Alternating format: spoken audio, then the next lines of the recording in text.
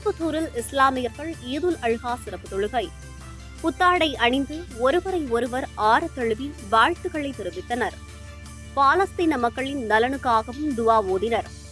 சிவகங்கை மாவட்டம் திருப்பத்தூரில் அச்சுக்கட்டு பகுதியில் அமைந்துள்ள திடலில் தியாக திருநாளான ஈதுல் அல்ஹா பண்டிகையை முன்னிட்டு இஸ்லாமியர்கள் சிறப்பு தொழுகையில் ஈடுபட்டனர். முன்னதாக திருப்பத்தூர் அனைத்து பள்ளிகளைச் சேர்ந்த ஜமாத்தார்கள் புத்தாடை அணிந்து பெரிய பள்ளிவாசலில் ஒன்று கூடி பின்பு அங்கிருந்து கூட்டமாக நடைபயணமாக அங்கிருந்து அச்சுக்கட்டு ஈத்கா மைதானத்தை வந்தடைந்தனர். அங்கு சிவகங்கை மாவட்ட அரசு டவுன் காஜியும் திருப்பத்தூர் பெரிய பள்ளிவாசல் தலைமை இமாமுமான முகமது பாரூக் ஆலம் தலைமையில் தொழுகை நடைபெற்றது. தொடர்ந்து குத்பா எனும் பேருரை ஆற்றினார். இதில் இஸ்லாமியர்களுக்கு நாட்டுப்பற்றை பற்றி சிலர் பாடம் எடுத்தனர். நாட்டுப்பற்றுக்கு முன்னோடி நாங்கள்தான் என்று உரையாற்றினர். தொடர்ந்து இஸ்ரேலால் பாதிக்கப்பட்டு வரும் பாலஸ்தீன மக்களுக்காக சிறப்பு துவா ஓதினார். இதில் 1000க்கும் மேற்பட்ட முஸ்லிம்கள் இந்த சிறப்பு தொழுகையில் பங்கேற்றனர். ஆண்கள், குழந்தைகள் உள்ளிட்ட ஏராளமானோர் புத்தாடை அணிந்து பங்கேற்று ஒருவரை ஒருவர் ஆறத் தழுவி வாழ்த்துக்களை தெரிவித்துக் கொண்டனர். இதில் மஜிதுன் நூர், அல் அக்ஸா, அச்சுக்கட்டு, மின்னகர், புதுப்பட்டி, சமஸ்கான், மதரசா, தென்மாப்பட்டு, புதுத்தெரு உள்ளிட்ட பள்ளிவாசல் நிர்வாகிகள், ஜமாத்தார்கள் பங்கேற்றனர். இதேபோன்று தவ்கீத் ஜமாத் சார்பாக நடைபெற்ற ஈதுல் அல்ஹா சிறப்பு தொழுகையில் ஏராளமான பெண்கள் கலந்து கொண்டு துவா ஓதினர். அல்ஹம்துலில்லாஹி ரப்பில் ஆலமீன் அர்-ரஹ்மானிர் ரஹீம் மாலிகி யௌமித்தீன் இய்யாக நஅபுது வ இய்யாக நஸ்தஈன் اهدنا الصراط المستقيم صراط الذين أنعمت عليهم غير المغضوب عليهم ولا الضالين.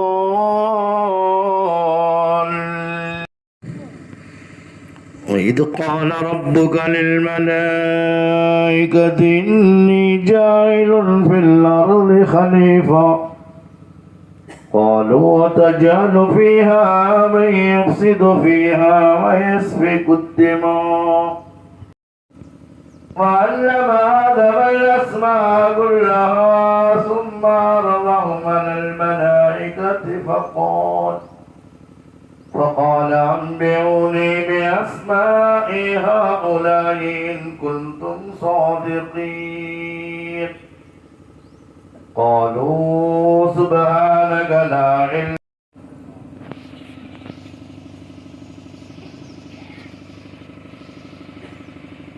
سمع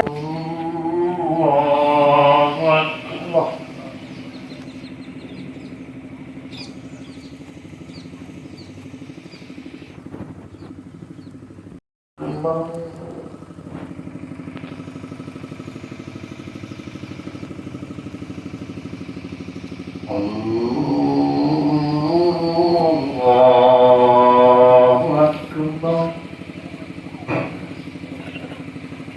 الحمد لله رب العالمين الرحمن الرحيم مالك يوم الدين إياك نعبد وإياك نستعين اهدنا الصراط المستقيم صراط الذين أنعمت عليهم غير المغضوب عليهم ولا الضالين.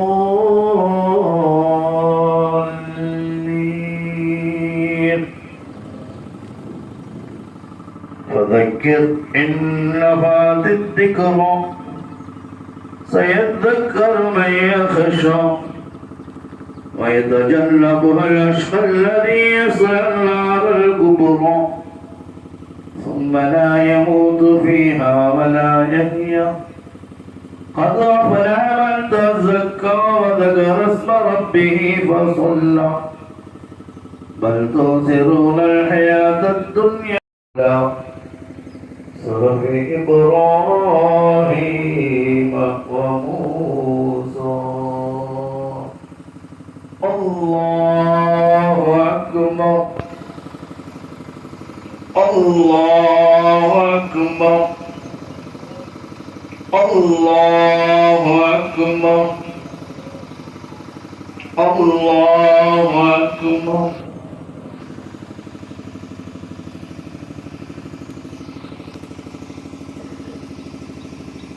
يا الله لمن حمده الله أكبر الله أكبر الله أكبر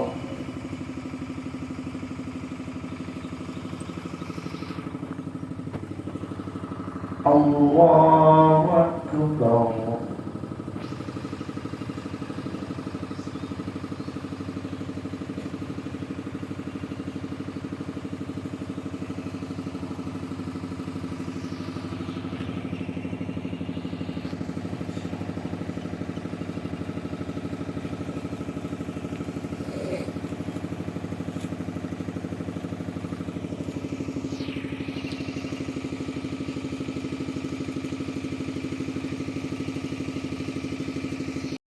عليكم ورحمة الله السلام عليكم ورحمة الله الله أكبر الله أكبر الله أكبر لا الله أكبر الله أكبر الله أكبر لا إله إلا الله الله أكبر الله أكبر ولله الحمد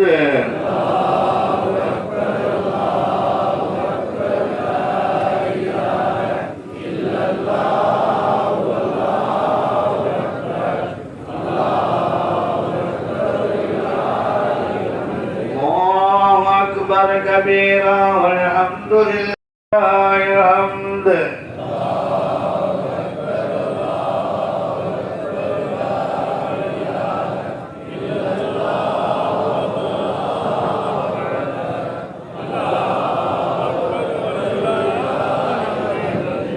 الله أكبر الله أكبر الله أكبر الله أكبر الله أكبر الله أكبر لا إله إلا الله بكلمات பல்வேறு சோதனைகளுக்கு அல்லாஹ் தன்னுடைய கலீல் இப்ராஹிம் அலைஹிஸ்ஸலாத்து வஸலாம் அவர்களை உள்ளாக்கினான்.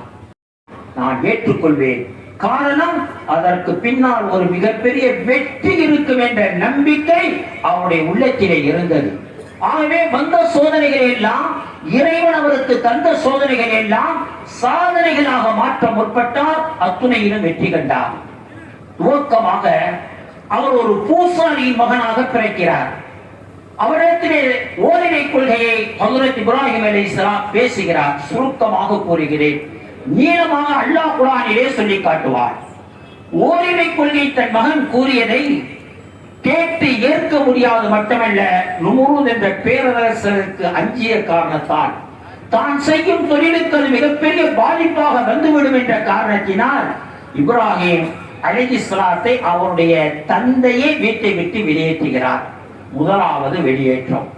பின்னர் அரசனுக்கு செய்தி கிடைக்கிறது, நும்ரூதுக்கு அவன் நாட்டை விட்டே வெளியேற்றுகிறான் என்பது மட்டுமல்ல, எந்த புற்பூண்டுகள் கூட இல்லை. விளைச்சல் செய்வதற்கு தகுதியற்ற பூமி, புற்பூண்டுகள் இல்லாத, மனிதர்கள் வாழாத அந்த இடத்திலே, குறிப்பாக தண்ணீர் இல்லாத இடத்திற்கு வருகிறார். அப்பொழுது அல்லாஹ் ஒரு 82வது வயதில் அவருக்கு குழந்தை, ஆண் குழந்தை கொடுத்தான். அவருக்கு பெயர் இஸ்மாயில் என பெயரிட்டார்கள். அந்த இஸ்மாயிலை உலகிக்கு வைத்துக் கொண்டு காபத்துல்லாஹ்வை புனர் நிர்மாணம் உயர்த்தும்படி அல்லாஹ் ஆணையிடுகிறார். காபத்துல்லாஹ்வை ஹஜ்ரத் இப்ராஹிம் அலைஹிஸ்ஸலாம் தன்னுடைய ஒரே மகனை மட்டும் வைத்துக் கொண்டு உயர்த்துகிறார்கள்.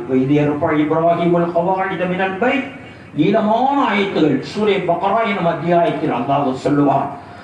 அப்படி அவர் அந்த இறையிட்ட கட்டளையை நிறைவு செய்ததற்கு பின்னால் அல்லாஹ்விடத்திலே ஒரு துஆ கேட்கிறார். இங்குதான் நாம் அதிக கவனம் செலுத்தி அந்த துஆவை நாம் அடிக்கடி கேட்க வேண்டும். பெரியோர்களே, சகோதரர்களே, வாலிபர்களே, ரப்பனா வஜஅல்னா முஸ்லிமைனி லக, ரப்பே என்னையும் எனக்கு உன் இல்லத்தை உயர்த்துவதிலே உறுதுணையாக இருந்த என் மகன் இஸ்மாயிலுக்கும் இஸ்லாத்தை கூட என கேட்கிறார். ஒரு நபி, அல்லாஹ்வுடைய வத்தஹல்லாஹ் இப்ராஹிம ஹலீலா, அல்லாஹ் தன்னுடைய தோழராக ஆக்கிக் கொண்ட ஒரு நபி என்னை முஸ்லிமாக்கு, என் மகனையும் முஸ்லிமாக்கு என்று கேட்டுவிட்டு வமின் துர்ரியத்தினா உம்மத்தம் முஸ்லிமத்தல்ல, பின்வரும் எங்களுடைய சந்ததிகளையும் நீ முஸ்லிமாக வாழச் என கேட்கிறார். முஸ்லிம் என்றால் என்ன? அப்துல் காதிர், அப்துல் ரஹ்மான், அப்துல் அஜீஸ் அல்லது முகமது இப்ராஹிம் அல்லது வெவ்வேறு பெயர்களை சூட்டிக் கொள்வது மட்டும் இஸ்லாமா? அல்லது இஸ்லாமியர்களுக்கென நாம் சில அடையாளங்களை வகுத்து வைத்திருக்கிறோமே, அந்த லுங்கி அணிதல், கைதி கட்டுதல், ஜுப்பா போடுதல் அல்லது சிறிது தாடி வைப்பது, இன்று அது கூட இஸ்லாமியர்களின் சொந்த சுண்ணத்தாக இல்லாமலாய் போய்விட்டது, செயல்பாடலாய் போச்சு. ரொம்ப வாலிபர்கள் தாடியோடத்தில் இருக்கான். அது மட்டுமா இஸ்லாம்? இல்லை. இஸ்லாம் என்றால் இறைவனுக்கு உள்ளத்தாலும் உடலாலும் கட்டுப்பட்டு வாழுவது. இஸ்லாம் என்றால் கட்டுப்படுதல் என்று பொருள். இறைவா, எல்லா நிலைகளிலும் நேரங்களிலும் நானும் என் மகனும் எனது சந்ததிகளும் உன்னை உள்ளத்தாலும் உடலாலும் கட்டுப்பட்டு வாழும் பாக்கியத்தை தாய் என கேட்கிறார்கள். அல்லாஹ் ஏற்றுக்கொண்டார். இதே நாம் மிகப்பெரிய ஒரு விஷயத்தை பார்க்க வேண்டும். இன்று யார் யாரோ எல்லாம் இஸ்லாமியர்களுக்கு நாட்டுப்பற்றை பற்றி, தேசப்பற்றை பற்றி பாடம் எடுக்க முன் வந்து விட்டார்கள். நாங்கள் யார் தெரியுமா? அவர்களுக்கு சொல்லிக் கொள்வோம். 4000 ஆண்டுகளுக்கு முன்பே எங்கள் தந்தை இப்ராஹிம் அலைஹிஸ்ஸலாம் தானும் தன் மகன் மட்டும் இருக்கக்கூடிய நேரத்திலே தங்கள் இருவருக்காக மட்டும் இஸ்லாத்தை கேட்கவில்லை. வமின் துர்ரியத்தினா உம்மத்தம் முஸ்லிமத்தல்ல, இந்த முழு மனித சமுதாயத்திற்கும் நேர்வழியை கூடியன கேட்டவர்கள் நாங்கள். தனி மனித சுயலாபம் மட்டும் கொண்டவர்கள் அல்ல இஸ்லாமியர்கள். பொது லாப நோக்குடன் வாழ்பவர்கள், பொது மேன்மையுடன் எண்ணி வாழ்பவர்கள் நாம். தேசபக்தி என்பது ஹஜ்ரத் இஸ்மாயில் அலைஹிஸ்ஸலாத்து வஸ்ஸலாம் அவர்களையும் ஹஜ்ரத் ஹாஜரா அம்மையா அவர்களையும் அல்லாஹ்வின் ஆணைக்கு நாங்கள் காபத்துல்லாஹ் இருக்கக்கூடிய இடத்திலே எந்த மனிதர்களும் இல்லாத இடத்திலே விட்டு வருகிறார். அந்த அம்மையார் கேட்கிறார்கள், ஹாஜரா அம்மையார் ஒரு அடிமை. வரலாற்றின் பிரகாரம் ஹாஜரா அம்மையார் ஒரு அடிமை. யாருக்கு அடிமை தெரியுமா? சாரா அம்மையார், இப்ராஹிம் அலைஹிஸ்ஸலாத்துடைய முன்மனைவிக்கு அடிமை, முதல் மனைவிக்கு அடிமை. அவருக்கு 72 வயது வரைக்கும் தன் கணவருக்கு குழந்தை இல்லை என்ற உடனே தன் அடிமை ஹாஜராவை சாரா அம்மையார் அவர்களே மணமுடித்து வைத்தார்கள். அவர்களுக்கு தான் இஸ்மாயில் அலைஹிஸ்ஸலாம் கிடைக்கிறார்கள். இஸ்மாயில் அலைஹிஸ்ஸலாத்தையும் ஹஜ்ரத் ஹாஜரா அம்மையாரையும் அந்த மக்கா மாநகர் இன்று கண்கொள்ளாம் காட்சியாக காட்சியளிக்கும் அந்த காபத்துல்லாஹ்விற்கு அருகிலே இன்று ஜம்சம் நீர் இருக்கக்கூடிய இடத்திலே விட்டு விட்டு அவர்கள் புறப்படுகிறார்கள். அந்த அடிமை பெண் ஹாஜரா அம்மையார் நம் தாய் கேட்டார்கள், எங்களை தனியாக விட்டு செல்கிறீர்களே, இது இறைவனின் ஆணையா என கேட்டார்கள். இப்ராஹிம் அலைஹிஸ்ஸலாம், இது இறை கட்டளை, என் எண்ணமல்ல என்று சொன்னார்கள். உடனே சொன்னார்கள், இது இறை கட்டளை என்றால் எங்களுக்கு அல்லாஹ் போதுமானவன், அவன் எங்களை பார்த்துக் கொள்வான், அவன் எங்களுக்கு எல்லாம் தருவான் என்று சொன்னார்கள். ஹஜ்ரத் இப்ராஹிம் அலைஹிஸ்ஸலாம் புறப்பட்டு விட்டார்கள். அதன் பின் என்ன நடந்தது என்பது நீளமான வரலாறு, நம்மிலே பலருக்கு தெரியும், தெரிய வேண்டிய வரலாறும் கூட. இங்கு நான் சொல்ல வருகிறேன், தன் மனைவியையும் மகனை மட்டும்தான் அங்கு விட்டு வருகிறார்கள் இப்ராஹிம் அலைஹிஸ்ஸலாம். ஆனால் அங்கு என்ன கேட்கிறார்கள் தெரியுமா? துஆ. அல்லாஹ்வே, இந்த ஊரை அபயமளிக்கும் பூமியாக ஆக்கித்தார். இருப்பது மனைவியும் மகனும் மட்டும்தான். வரும் சந்ததிக்காக தேசப்பற்றுடன் கேட்கிறார், இந்த ஊரை ஹாதா பலதன் ஆமினா, அபயமளிக்கும் பூமியாக ஆக்கித்தார். வர்சுக் அஹ்லஹு மினஸ் ஸமராத், இந்த பூமியில் வாழும் மக்களுக்கு, மனைவிக்கும் மகனுக்கும் மட்டுமல்ல, வாழும் மக்களுக்கு எல்லாம் நீ கனிமருத்துவங்களை உணவாக கூடியன கேட்கிறார். வரும் உருவாகக்கூடிய தேசத்தின் மீது பற்று அவருக்கு என்றால், நாம் பிறந்து, நாம் வளர்ந்து, நாம் வாழுகின்ற, நாம் ஆண்ட, இன்ஷா அல்லாஹ் இறைவனின் நாட்டத்தால் ஆளப்போகின்ற கற்றுத்தர வேண்டும்? நாட்டுப்பட்டை மற்றவர்களுக்கு கற்றுக் கொடுக்கக்கூடியவர்கள் நாம். தேசப்பற்றுடன் வாழ்பவர்கள் மட்டுமல்ல, அந்த தேசப்பற்றுக்கு துரோகமாக வாழ்பவர்களை கண்டிக்கக்கூடியவர்கள் நாம். ஒரே ஒரு விஷயத்தை கூறி நிறைவுக்கு வருவேன். நாம் இன்று பலஸ்தீன மக்களுடைய நிலைமையை நம்முடைய எண்ணத்திலும் கருத்திலும் எடுத்துக்கொள்ள கடமைப்பட்டிருக்கிறோம். நம்மிலே சிலர் கூட எண்ணலாம், ஆற்றல் நிறைந்தவன் அல்லாஹ். இன்று கூட இப்ராஹிம் அலைஹிஸ்ஸலாம் கேட்ட துஆ 4000 ஆண்டுகள் கழித்தும் எதுவும் விளையாத பாலைவன பூமியாக இருக்கும் மக்கா முக்கர்ரமாவிலே உலகில் விளையும் அத்தனை கனி வர்க்கங்களிலும் முதல் வகை கனி மக்காவில் தான் கிடைக்கும். முதல் வகை கனி அங்குதான் கிடைக்கும். அப்படி இப்ராஹிம் அலைஹிஸ்ஸலாமுடைய துஆவை ஏற்றவன் ஏன் இந்த இஸ்ரேலுடைய அடாவடித்தனத்தை இன்னும் கண்டு கொண்டிருக்கிறான்? ஏன் அவர்களை விட்டு வைத்துக் கொண்டிருக்கிறான் என்ற எண்ணம் நம்மிலே சிலருக்கு தோன்றலாம். அது நியாயமான எண்ணம் தான். ஆனால் அல்லாஹ் விட்டுக் கொண்டே விடுகிறான். இப்ராஹிம் அலைஹிஸ்ஸலாத்து வஸலாம் அவர்களை எப்படி அந்த மனைவி மக்களை வைத்து சோதித்தானோ, தந்தையை வைத்து சோதித்தானோ, அரசனை வைத்து சோதித்தானோ, நெருப்பு குண்டத்தை வைத்து சோதித்தானோ, அது போன்ற சோதனையின் கட்டங்கள் தான் இன்று பலஸ்தீன மக்களுக்கும் நம் சகோதர சகோதரிகளுக்கும் முழு உலகில் இருக்கக்கூடிய இஸ்லாமியர்களுடைய சோதனைகள். நிச்சயமாக இந்த சோதனைகளை நாம் வென்றெடுப்போம். அல்லாஹ்வின் கிருபையால் அல்லாஹ் நமக்கு வெற்றியினை தருவார். அந்த வெற்றி நிலையானதாக இருக்கும். அந்த வெற்றி இந்த உலகம் வியக்கத்தக்க அளவிலே இருக்கும். நாம் பார்க்கிறோம், ஏறத்தாழ 300 நாள்களை நெருங்கிக் கொண்டிருக்கிறது பலஸ்தீன் இஸ்ரேலுடைய போர். அந்த போர், பலஸ்தீன் மிக குட்டியான நாடு. இஸ்ரேல் நம்முடைய புனித பூமியை அபகரித்து ஒரு மிகப்பெரிய நாடாக உருவாக்கிக் கொண்டார்கள். அவர்கள் அபகரிப்புவாதிகள். அவர்களுக்கு ஒரு நாடே இல்லை. நாடற்ற நாடோடிகள் யூதர்கள். இது நாயகத்தின் வாக்கு. அவர்கள் நாடற்றவர்களாக ஆக்கப்படுவார்கள் இன்ஷா அல்லாஹ். நாடற்றவர்களாக ஆக்கப்படுவார்கள் இன்ஷா அல்லாஹ். ஹமாஸ் வீர தியாகிகள் அந்த காசா பகுதியாகட்டும், இஸ்ரேலின் உள்பகுதியிலே அவன் குடும்பம் தன்மையாக கொடுமையாக கொடூரமாக தாக்கும் அந்த தாக்குதலாகட்டும், அத்தனைக்கும் சரியான பதிலடி கொடுத்து கொண்டே இருக்கிறார்கள். நான் ஏற்கனவே சொன்னது போன்று அல்லாஹ்வின் உதவி அவர்களுக்கு வந்து கொண்டே இருக்கிறது. ஆனால் ஊடகங்கள் மறைக்கின்றன. மறைப்பவர்கள் மறைக்கட்டும்.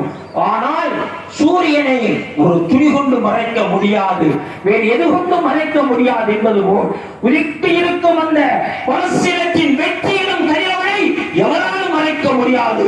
அதற்காக நாம் துஆ செய்வோம். அல்லாஹ் கபூல் செய்வானாக. இந்த தியாக நாளிலே அந்த தியாகிகளுக்காக நாம் துஆ செய்வது நம்மை உயர்த்தும், நம் வாழ்வை உயர்த்தும். அந்நிலைக்குரியவர்களாக அல்லாஹ் நம் அனைவர்களையும் ஆக்கி அருள் புரிவானாக. ஆமீன். வாஹிரு தஅவானா அனில் ஹம்துலில்லாஹி ரப்பில் ஆலமீன். எல்லோரும் 11 தடவை இப்ராஹிம் இன்னக ஹமீதும் மஜீத். அல்லாஹும்ம பாரிக் அலா முஹம்மத் வ அலா ஆலி முஹம்மத் كما باركت على إبراهيم وعلى آل إبراهيم إنك حميد مجيد. ربنا تقبل منا صلاة العيد الأضحى وتقبل منا أضحيتنا يا الله كما تقبلت من خليلك أبينا إبراهيم عليه الصلاة والسلام وابنه المسمى إسماعيل عليه الصلاة والسلام. اللهم فرج قلوبنا ببركة صلاة العيد. ربنا يسر أمورنا واحفظنا واحفظ الإسلام والمسلمين واحفظ الإخوان المسلمين في فلسطين وميامر وغيرهما يا أرحم الراحمين. اللهم அல்லாஹ் பாவிகளாகி எங்களுடைய பாவங்களை மன்னிப்பாயாக. எங்கள் பெற்றோர், எங்களுடைய முன்னோர்கள், எங்களை சார்ந்தோர், எங்களுடைய சந்ததிகளுடைய பாவங்களை மன்னிப்பாயாக. அல்லாஹ் எங்களை எல்லா விதமான நன்மை பெற்ற நன்மக்களாக ஆக்கிடுவாயாக. பிறருக்கு உதவக்கூடிய உயர்குணம் படைத்தவர்களாக ஆக்கிடுவாயாக. உன்னையே வணங்கக்கூடியவர்களாக, உன்னிடமே உதவி தேடி பெறக்கூடியவர்களாக எங்களை ஆக்கிடுவாயாக. நல்லோர்கள், நாதாக்கள், மேன்மக்கள் பிரியத்தை ஏற்படுத்தி தருமோ அப்படிப்பட்ட நல்லோரு நட்பை எங்களுக்கு ஏற்படுத்தி தாயா அல்லாஹ். தீயோருடைய சதிகளை எல்லாம் செயல்களுக்கு செய்தியா அல்லாஹ். அந்த சதியாளர்களுக்கு நீ ஹிதாயத்தை கூடிய அல்லாஹ், நேர்வழியை காட்டியா அல்லாஹ். அவர்களை இயக்கக்கூடியவர்களுக்கு நீ நேர்வழி காட்டியா அல்லாஹ். எங்கள் பெண்களை அல்லாஹ் யாருடைய வழியிலும் வீழாதவர்களாக, ஷைத்தானுடைய தீயவருடைய வழியிலிருந்து பாதுகாக்கப்பட்டவர்களாக எங்கள் ஆண் பெண்களை ஆக்கிறியா அல்லாஹ், எங்களையும் ஆக்கிறியா அல்லாஹ், உடல் பாகத்தின் மீது ஆர்வத்தை தந்திரியா அல்லாஹ். நீ உன்னிடத்திலே கேட்டால் சர்வ எங்களுக்கு இந்த விபத்திலிருந்து பாதுகாப்பு வாலிப்பு முகமாக நல்ல ரஹமத்துடைய வழி நீ இறக்கியா அல்லாஹ். உன்னை தவிர வேறு ஏதாவது எவராது மழை இறக்க முடியாது ரப்பே. நீயே மழை இறக்குவோம் யா அல்லாஹ். அமிஸ்ராவை சமரியா, இங்க இருக்கக்கூடிய முதியவர்கள், பாவமதியான பாடகர்கள், இங்க இருக்கும் நல்லவர்கள், ஆமீனீன்கள் அமைச்சையுடைய யா அல்லாஹ் பரக்கத்தால் துஆவை ஏற்றுக்கொள் யா அல்லாஹ். எங்களுடைய பாவத்திற்காக எங்களுடைய துஆவை ஏற்றுக்கொள்ளாமல் விட்டுவிடாதே ரஹ்மானே. அல்லிம்னா உலூமன்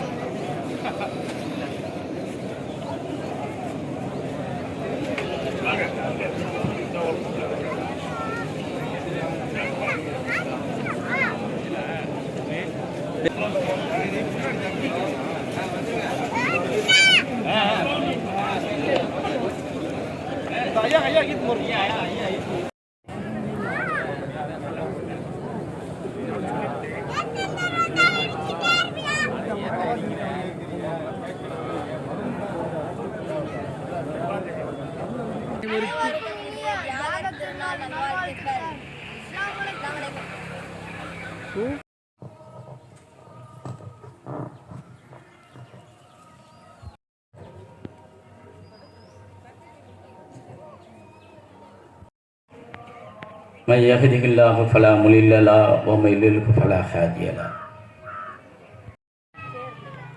يا أيها الناس اتقوا ربكم الذي خلقكم من نفس واحدة وخلق من இந்த ஹஜ் பெருநாள் என்ற உடனே நமக்கு நினைவுக்கு வருவது இப்ராஹிம் அலைஹிஸ்ஸலாம் அவர்கள் தான் நினைவுக்கு வருவார். பல நபிமார்களே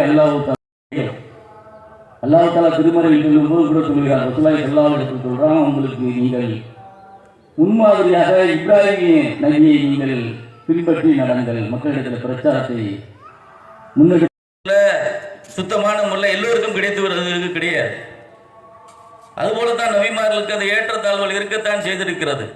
காலங்கள் வாழ்ந்திருக்கிறான், பிரச்சாரத்தை வீரியமான முறையில் செய்தார்கள். வரலாற்றில் பார்க்கிறோம், சிறு வயதிலேயே ஞானத்தை அல்லாஹ் தஆலா வழங்கினான். எந்த அளவுக்கு சொன்னா நமக்கு அதுல படிப்பினை இருக்கிறது. நம்ம மக்கள்ல பல பேர் என்ன நினைக்கிறோம்னு சொன்னா, இஸ்லாம் என்று சொன்னாலே ஏதோ ஒரு சம்பிரதாயம்,